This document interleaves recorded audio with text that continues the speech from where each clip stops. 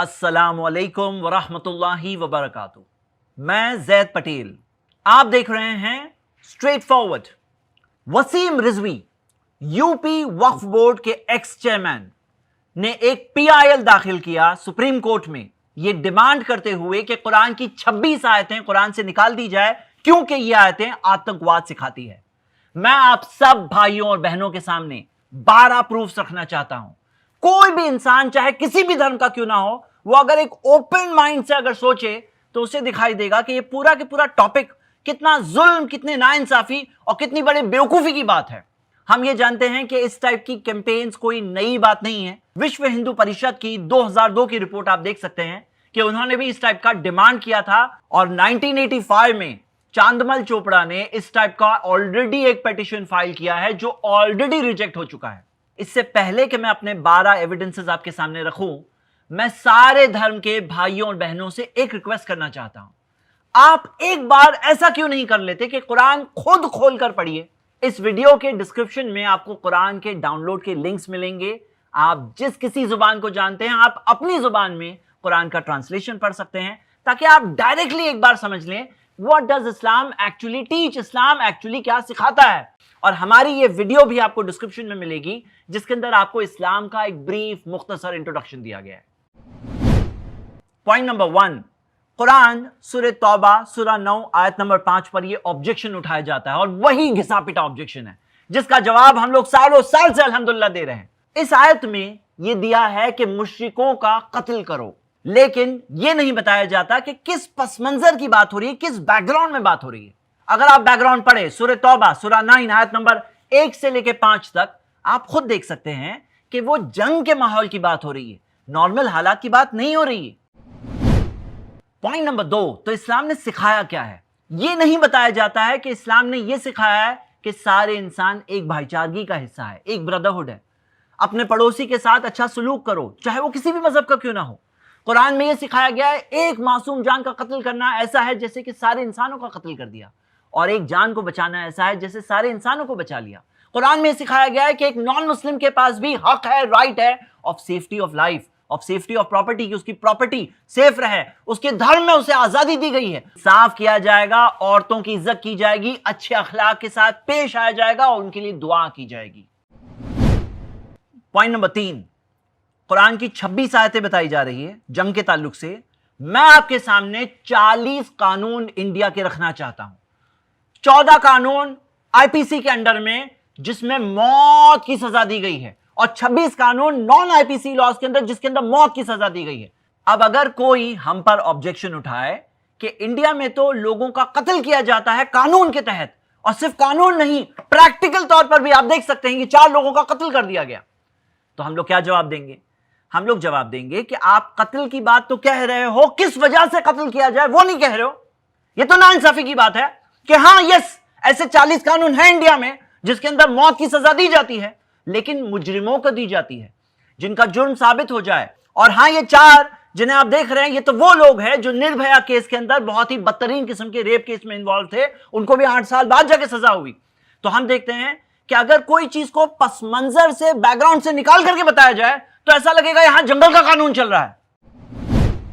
Point number 4, हमारे खुद के प्राइम मिनिस्टर ने बालाकोट स्ट्राइक्स के टाइम पर कहा था कि हमारा सिद्धांत तो यह है कि हम घर में घुस कर मारते हैं। अब आप बताओ, इस बात को अगर पस मंजर से हटा करके जब प्राइम मिनिस्टर साहब पाकिस्तान गए थे वहां पे जाके फिट किया जाए, या इंडिया पाकिस्तान की जब मैच चल रही है वहां पे फिट कर दिया जाए, तो क्या इंसाफ की बात होगी?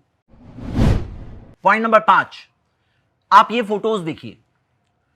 लॉकडाउन में पुलिस ने लॉकडाउन एनफोर्स करने के लिए बहुत ताकत का इस्तेमाल किया। अब कोई अगर ये फोटोज को पस मंजर से हटा करके बोले कि इंडिया की पुलिस तो ऐसी है, चलते रास्ते चलते लोगों को मारती जा जाकर डंडे, तो फिर हम कहेंगे ये तो बहुत बुरा लगेगा, ऐसा लगेगा कि कैसी पुलिस है। लेकिन वो एक काम कर रहे थे, एक ड्यूटी कर रहे थे, वो ड्यूटी के तहत उन्होंने किया। मैं पॉइंट ये बताना चाहता हूं कि कोई चीज को अगर पस मंजर, बैकग्राउंड से निकाल करके बयान किया जाए तो बहुत बड़ा जुल्म लगने लगता है। पॉइंट नंबर 6, आप कुरान की बात कर रहे हैं, ऐसी बातें तो सब धर्म की किताबों में है, आप खुद पढ़ के देख सकते हैं। मिसालें भगवत गीता से, बाइबल से देता हूं। कृष्णा अर्जुन से कह रहे हैं, चैप्टर 2 वर्स 37 में दिया है युद्ध में मारा जाकर स्वर्ग को प्राप्त होगा।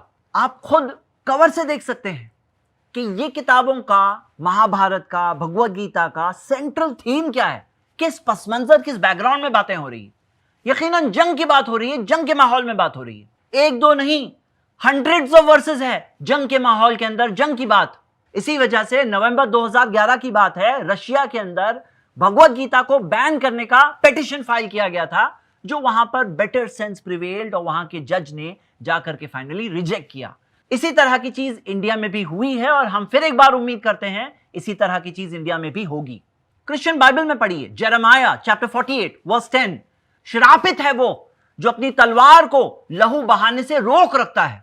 ड्यूट्रॉनमी चैप्टर 20 वर्स 16, उनमें से किसी प्राणी को जीवित मत छोड़ना।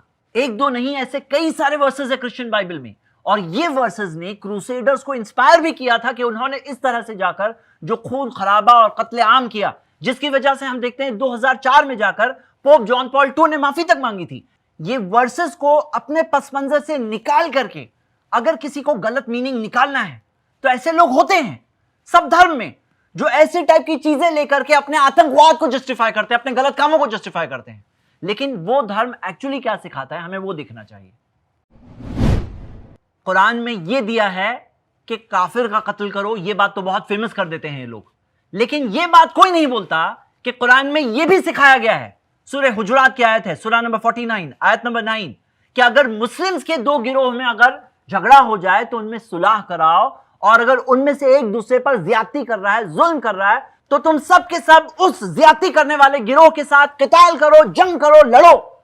मुस्लिम के साथ भी लड़ने सिखाया गया है इंसाफ के लिए।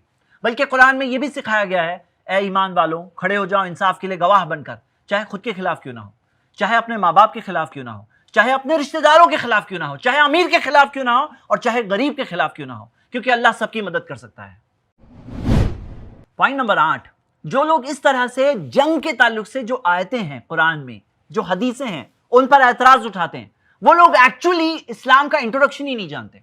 इस्लाम हमें सिर्फ नमाज पढ़ना नहीं सिखाता, हमें इबादत का सही तरीका तो सिखाता है, लेकिन साथ साथ में हमें एटिकेट सिखाता है, आदाब सिखाता है, अखलाक सिखाता है, हमें डाइटरी लॉज, खाने पीने के आदाब सिखाता है, टॉयलेट में कैसे जाना है, साफ सफाई कैसे रखना है, जिंदगी कैसे जीनी है, मैरिड लाइफ कैसे चलनी है, इनहेरिटेंस कैसे बंटनी है, बिजनेस कैसे करना है, पर्सनल लॉस कैसे चलेंगे, क्रिमिनल लॉस कैसे होंगे, और वॉर भी कैसे करना है, वो भी गाइड किया गया है। क्योंकि इस्लाम एक इंडिविजुअल का मजहब भी है, एक सोसाइटी का मजहब भी है, और एक कंट्री का मजहब भी हो सकता है। अब आप खुद बताओ, क्या एक कंट्री आर्मी नहीं रखती? तो क्या ये पीस के खिलाफ है? क्या एक कंट्री पुलिस फोर्स नहीं रखती?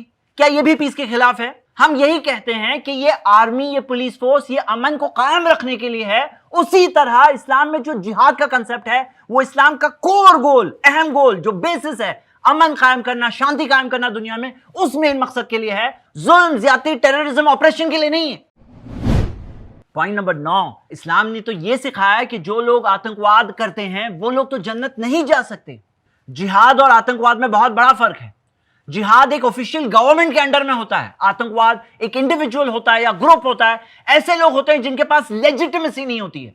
जिहाद में, एक लेजिटिमेट वॉर में, जो कंबैटेंट्स होते हैं, जो मिलिट्री वॉर में लड़ने आए हैं, उनसे लड़ा जाता है। आतंकवाद में सिविलियंस को मारा जाता है।